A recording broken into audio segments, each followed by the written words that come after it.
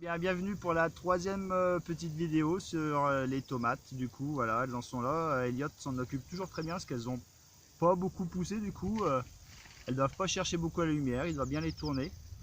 Donc la première vidéo, on les semait. Je vous montrais comment semer très facilement. Et voilà, il y a un résultat plutôt satisfaisant. La deuxième petite vidéo montrait où on en était la semaine dernière. Donc elles étaient sorties avec les premières feuilles qu'on appelle, c'est des cotylédons. Et puis là, ce coup-là, on a carrément les premières feuilles de la tomate qui arrivent.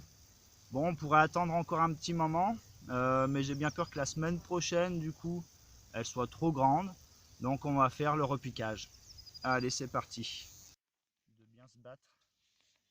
Donc pour le repiquage, retrouver d'autres contenants en attendant les pots finales ou la mise en terre. Donc là, c'est 2 packs de 6. Je ne sais pas combien il y en a de pieds, mais je pense que 2 packs vont suffire.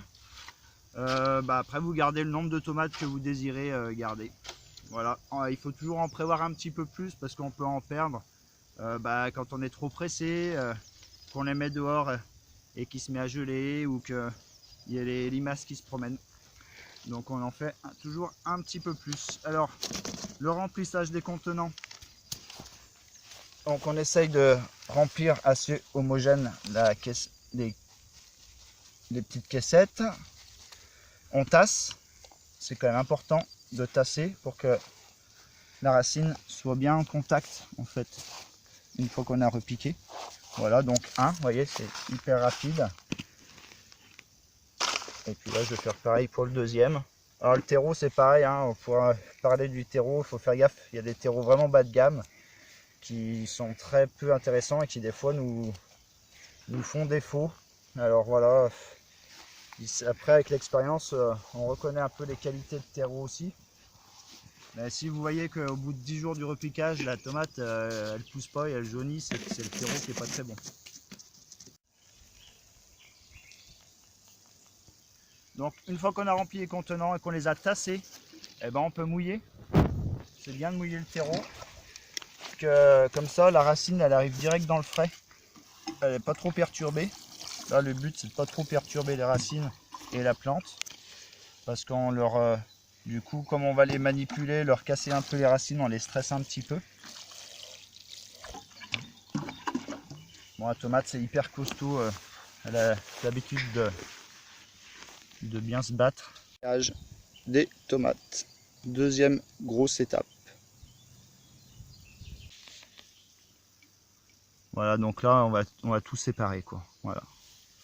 En clair, s'il y en a un qui est trop petit, on le laisse, on plante que les plus forts. On fait un trou avec son doigt et puis on vient planter jusqu'au cotylédon.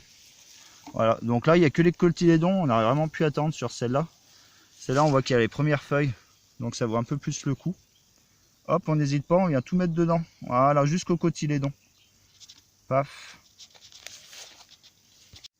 Donc là j'en ai plus que ce que je veux en garder, donc je vais sélectionner un petit peu, prendre les plus forts.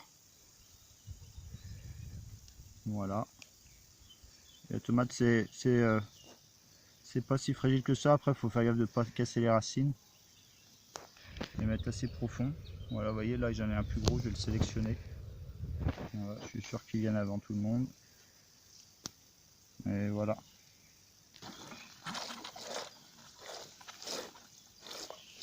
Alors, une fois que c'est tout fait, du coup, vous redonnez un petit coup d'eau pour que les racines se mettent bien en contact avec le terreau. Et puis vous mouillez bien et vous remettez tout ça à l'abri et un petit peu au chaud quand même. Allez, c'est parti pour l'arrosage.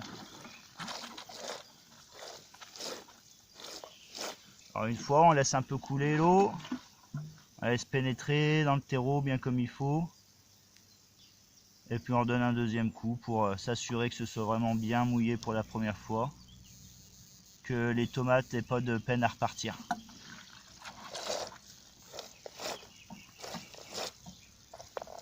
Et voilà, cette étape du repiquage de tomates, ça m'a pris en tout 5 à 10 minutes le temps de remplir de terreau, de repiquer et d'arroser. Voilà, c'est tout ce qu'il nous faut, du terreau, de l'eau et le jardinier. À bientôt, salut!